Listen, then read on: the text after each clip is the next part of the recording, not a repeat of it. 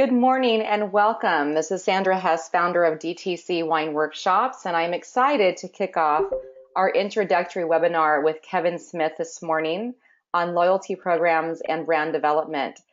So without further ado, I would like to begin today's introductory webinar by sharing some information about Kevin Smith. So you'll find all of the Consultant Network bios and information on our Consultant Network page at dtcwineworkshops.com.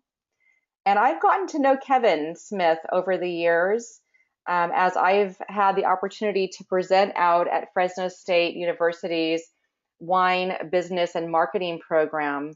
And I've gotten to know Kevin as the instructor there and his students each year that go through the program. A really dynamic, exciting market there in Fresno, as they also have their Fresno State Winery. And so I've had the opportunity of tasting some of those wines as well, and just really impressed to see what the winemakers in that region are doing. And so over the years, Kevin has a background supporting Paso Robles in the beginning days in the wine industry with building winery brands, strategic plans, really helping these evolving wine brands learn about things like how to launch a tasting room, a wine club, e-commerce site, loyalty programs, and so forth. So Kevin brings a wealth of knowledge not only to us in today's webinar, but also to Fresno State University as he helps out manage the winery there, along with the coursework that he does as a professor in the business and marketing program. So it is my honor to welcome Kevin, first of all, to the DTC Consultant Network as one of our newest members, helping wineries throughout the nation on a project-by-project with wine marketing strategy, loyalty program development, and branding. So without further ado, I'm going to go ahead and turn it over now to Kevin to share with us his introductory webinar.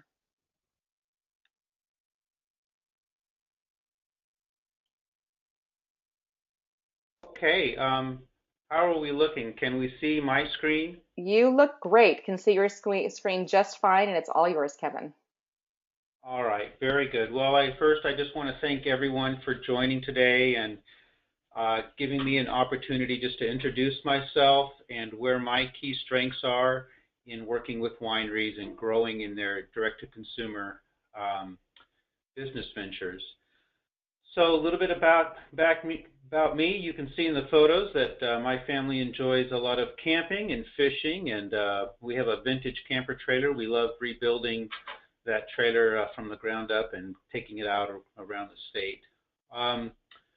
So my journey into the wine world started with my MBA here at Fresno State, and I focused on the wine industry and entrepreneurship. So I did a lot of business launch projects during my time in the MBA program, and as a part of my final thesis, I had an opportunity to draft the strategic sales and marketing plan for the Fresno State Winery. At the time, they were about a 2,000 case a year winery. It's all student-made wines. Fresno State is the first winery in the country, university winery in the country, to have a bonded winery. So now the winery is about a 7,000 case per year winery. After I finished my MBA, I went out to Paso Robles and I worked with 3 or 4 different wineries out there, helping them launch their tasting rooms, their wine clubs, and doing a lot of new events with them and their e-commerce sites. And that was a lot of fun, and I really kind of learned the realities of the wine world out there in Paso Robles, and it was such an exciting and growth environment out there. The opportunity came to come back to Fresno State and just start working for the winery that I had built the strategic plan for. And so my position here is I'm the business and marketing director for the 7,000 case winery, and I'm also on faculty. I teach a wine marketing, sales and marketing course, and I teach also a wine business class. In the time that I've been here, we have done a brand redevelopment project and retooled the brand for Fresno State. We've launched several direct-to-consumer channels, including the wine club, the online e-commerce push, and also the tasting room that we have. We've launched a real special event for our club up near Yosemite. It's a weekend-long event that has just grown and grown, and it's the type of event is booked out usually by the end of the event. The following year's booked out. We've retooled our wine program so that the wines and the wine styles really match where our strengths are and what our consumers like. That's a core part of our consumer loyalty building, is to make sure that we're matching what they look for in the wines. And we've created a lot of club ambassadors here at Fresno State. I'll talk a little bit more about that later. And at the same time, we're really using our wholesale relationships that we have in town to also drive our direct-to-consumer market. And I'll talk a little bit about what that means. Okay. So a quote that I've really liked to tag on for today is by Beth Comstock. She's a vice chair for General Electric, and she says that she believes that good marketing essentials are the same at all levels. We are all looking for relevance, context, and connection. And I really like that because the direct-to-consumer market space or market spaces really, that's what it's all about, is making your customers relevant to the business, providing them context and experience in the tasting rooms and in their clubs, and giving them a strong connection through social media and all the other tools that are available to us in staying connected to our members. Today we're going to talk a little bit about the brand development experience I've done here at Fresno State, customer loyalty tools that we've implemented, and then the framework of a action-packed direct-to-consumer sales and marketing plan. So under the brand development, you'll see on the left is the older label that Fresno State had for many years. I know that labels can use freshening every 3 to 4 years, but this label had not been touched for quite some time. So we immediately set off to look at putting together a new brand for the winery, a new look for the label. We definitely wanted to leverage a lot of the university programs, and so for a business that means just relying, taking some stock of your strengths and who you are. You've got to make sure that when you're retooling a brand, you don't drift from who you are and who you are in your customer's perception, because there's your perception of who you are and your customer's perception of who you are, and those might be a little bit different. So we wanted to not just rely on our alumni, because a lot of our customers are basically Fresno State alumni who support the students and support the programs. And I thought, well, we're not a real winery out there in the market space unless we're capturing customers beyond the Fresno State fan base. So we wanted to appeal to wine lovers at a very specific demographic. Okay. We wanted to, because we have a lot of students and a lot of students that graduate from Fresno State at 21 to 25 years old, we definitely wanted to appeal to millennials. And we wanted to create an icon for the winery, which you can see on the label on the left. There's no really symbolism or iconization of the winery that represents the valley where we are, the Sierras, and our founder.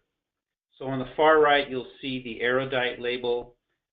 The vine, the red vine, is one of the longest vines in the state, and our founder, Vince Petrucci, planted that some 50 years ago. So we definitely, it's a very well-recognized vine on our property here on campus. And then we put the direct cutout of the Sierra Nevadas behind us on that label as well. The block colors between the black and white is very much appeals to the millennial mindset.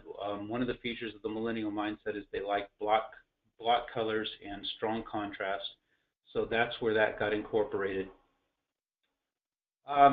We also have created some special wines that go with programs on campus. Like you'll see the 3 bottles in the middle on the bottom, that was in conjunction with our art department. A graduating class of senior graphic design students got to compete to be on a wine label, and we found that working with the existing programs on campus is what makes us most successful. Other key elements of the brand, because the brand is just not just your look, was highlighting our capstone series, where the students last 3 semesters, they make their own wine. So we are student-made wines. There's no denying that. Some customers have a negative view of that, but we find that you have to stay true to who you are and turn it into a strength. And there's plenty of customers that are enthusiastic about having a new cohort of students come through each year. Really, they're the ones that are creative and have a lot of energy and are interested in new things. So it's a great positive for us to highlight. So we also do student-hosted tastings, again, highlighting the students. And because we're an educational program, we create learning opportunities for our customers. They want to learn things about wines and vintages and origins of certain varietals, and even things that go on out in the farm, and pruning techniques that we're researching and that sort of thing. So we really made the brand extend beyond just the look. The process that we went through on our rebranding started with discovery, and I'm really strong and believe a lot in data-driven decision-making. In my previous life, I was a statistician for the Central Coast Vineyard team out in Paso Robles, and so I took a look at who our customers were. We surveyed our wine club. We did a survey of our customers, our online customers. We got a lot of member input. We did some focus groups. We looked at tasting room surveys, and we also looked at what trends were going on in terms of wine styles. So we did a lot of discovery and just learning, and then we spent some time articulating our own history and our story, who we really think our target market is and should be, and what is our competitive advantage. We then focused on how we're going to position ourselves in the market space here locally in the Central San Joaquin Valley, and looking at the competitive set that we want to present out in the market.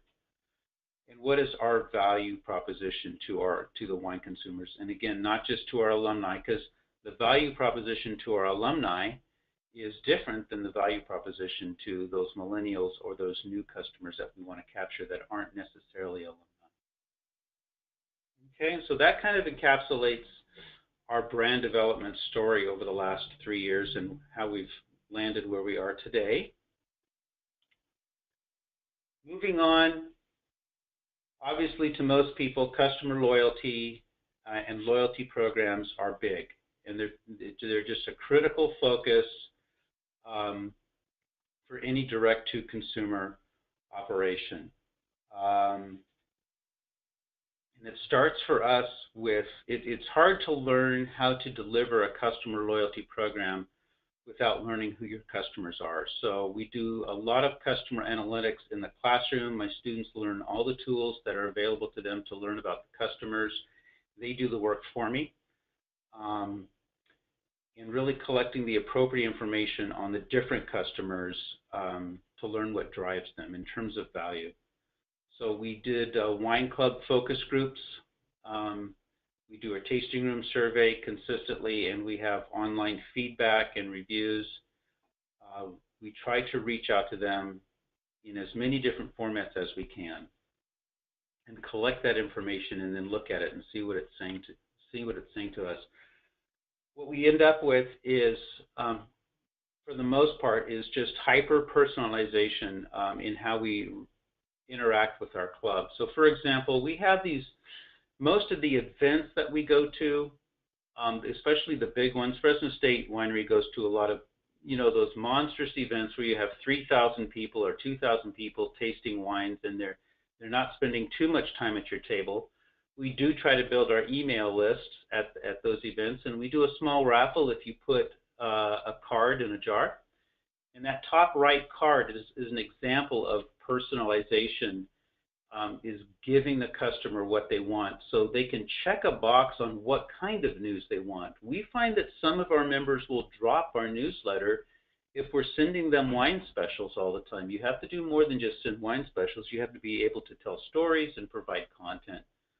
So if they check that box, wine specials, we know that we're safe to send them wine special news. And if they check that off, then we don't. So we actually have 3 different newsletters, and we're not generating 3 different contents from scratch, but we're tailoring the newsletter to meet their interests. We have club choices on rewards, so we bundle our rewards based on, are you a senior alumni who is looking for, maybe you don't live in Fresno, but so you're looking for free shipping and you like personal phone calls, maybe anniversary cards, and you don't really need a lot of options. You want someone to make the decision for you on the wine shipment itself. And so that's a great bundle that appeals to them.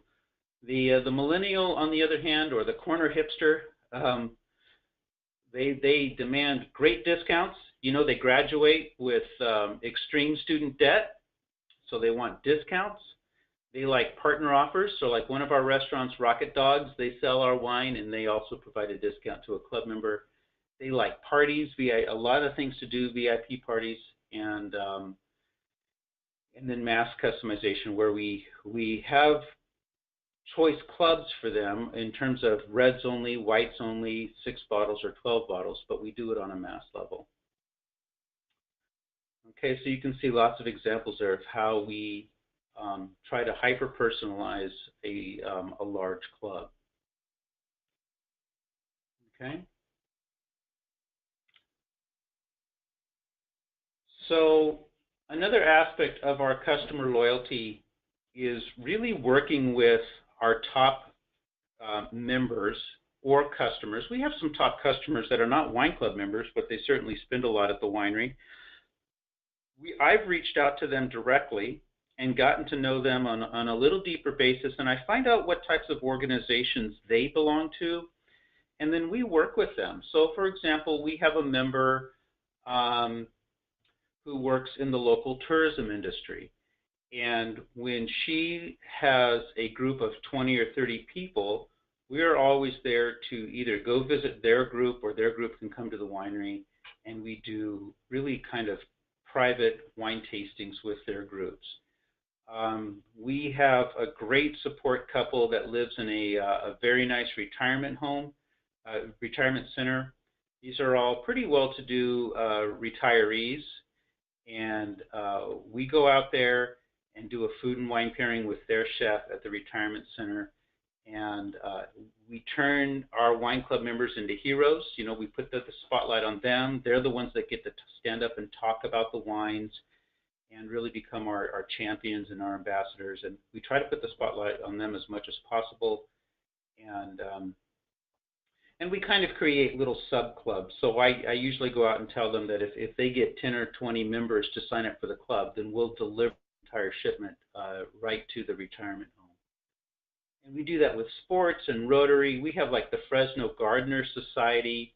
One of the ladies on the Fresno Gardening Society, I got to know that she was in that group, and I said, hey, have your one of your quarterly meetings right here at the winery. And so now they do that every year, and they've extended it down to the Visalia Gardener Society. Another community found out about it, and they come up and do one of their meetings at the winery every year. So I really find that these small, really niche clubs that exist in the community is really where it's at. That's where we get most of our wine club members and most of our interest in sales, and a lot of loyalty is built through those channels. And I love putting a lot of energy into those.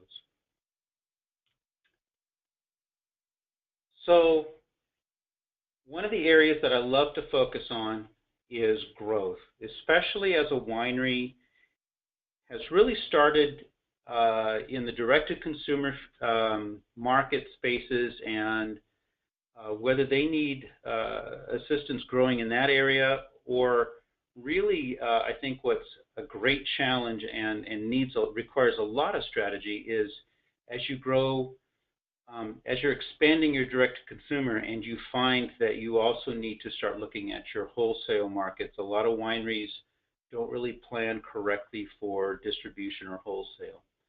So I love working with wineries and coming up with a very strategic marketing plan that has a focus on direct-to-consumer and provides for some thoughtfulness on how they're going to grow their overall business.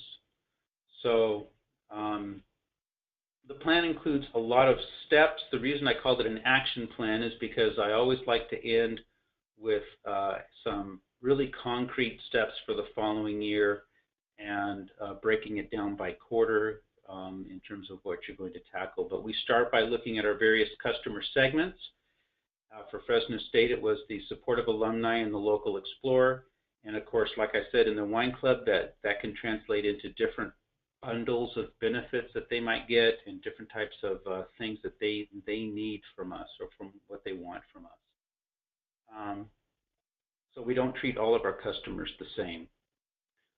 But we also try and bundle them into different groups. We also look at our potential market size and we narrow it down by how much we can expect to grow reasonably over the next 3 years.